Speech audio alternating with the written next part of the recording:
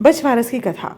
बछवारस का व्रत भाद्रपद माह के कृष्ण पक्ष की द्वादशी और कार्तिक माह के कृष्ण पक्ष की द्वादशी को किया जाता है तथा बछवारस की कहानी सुनी जाती है। इसे गौवत्स द्वादशी के नाम से भी जाना जाता है। यह व्रत पुत्रवती स्त्रियां पुत्र की मंगल कामना के लिए करती हैं। गौवत्स द्वादशी या बछवारस के दिन गाय और बछड़े की पूजा की जाती है। बछवारस के दिन गीली मिट्टी से गाय, बछड़ा, बाघ की मूर्तियां बनाकर पाटे पर रखकर अंकुरित मूंग, मोट और चने चढ़ाए जाते हैं। इस दिन गेहूं, जौ और गाय के दूध से बनी वस्तुओं का प्रयोग नहीं किया जाता है। इस दिन निराहार रहकर व्रत करते हैं और बछवारस की कहानी सुनते हैं। बछवारस की कहानी।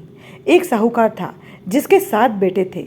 साहूकार ने एक तालाब बनवाया, लेकिन 12 वर्षों तक भी वह तालाब नहीं भरा।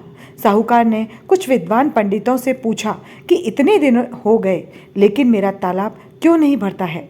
तब पंडितों ने कहा कि तुम्हें तुम्हारे बड़े बेटे की या तुम्हारे बड़े पोते की बलि देनी होगी, तब ही यह तालाब भरेगा। साहूकार ने पंडित की बात मानकर अपनी बड़ी बहू को पीहर भेज दिया। साहूकार की बहू हमेशा बछवारस का व्रत कर बछवारस की कहानी सुनती थी। बड़ी बहू के पीहर जाने के बाद साहूकार ने बड़े पोते की बलि चढ़ा दी। तब घनघोर मेघ बरसने लगे और तालाब भर गया। जब साहूकार तालाब की पूजा करने जाने लगा तो लोग भी उसके साथ तालाब की पूजा करने जाने लगे। जाते समय साहूकार ने अपनी दासी से कहा कि गेहुला धानुला यानी चने मोट बना लेना। साहूकार की गाय के बच्चे का नाम भी गेउला धानुला था।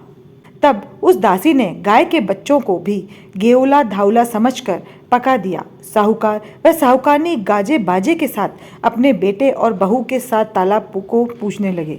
साहूकार के पूजन कर लेने के पश्चात वहां आए लोग भी तालाब का पूजन करने लगे। उसी वक्त जिस पोते की बलि दी गई थी वह गोबर में लिपटा हुआ मिला और आकर कहने लगा कि मैं भी तालाब में कूदूंगा। उस बच्चे को देखकर साहूकार ने कहा कि मैंने तो इसकी बलि दे दी थी जिससे कि तालाब भरा था, लेकिन गाय माता ने हमारी लाज रख ली और हमें हमारा पोता वापस लौटा दिया। अपने बेटे को लेकर बहू भी बहुत खुश हुई। तब साहूकार दौड़ा दौड़ा घर वापस आया और अपनी दासी से कहा कि गाय का बच्चा कहाँ है। तब दासी बोली कि आपने गेउला दौला को पकाने के लिए कहा था, तो इसलिए मैंने उन्हें पका दिया। यह सुनते ही साहूकार क्रोध से तिलबिला उठा और अपनी दासी से कहने लगा, अरे पापिनी, तूने यह क्या अनर्थ कर दिया। एक पाप उतार कर आए हैं, उससे पहले ही तूने दूसरा पाप हमारे लगा दिया। और साहूकार सिर पकड़कर बैठ गया।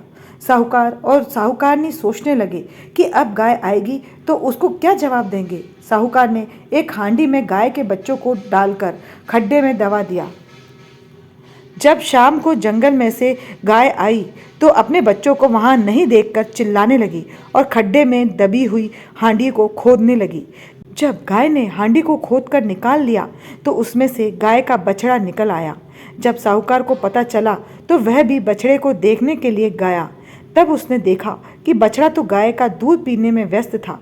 तब साहूकार ने पूरे गांव में ढिंढोरा पिटवा दिया कि सभी स्त्रियों को बछवारस का व्रत करना चाहिए।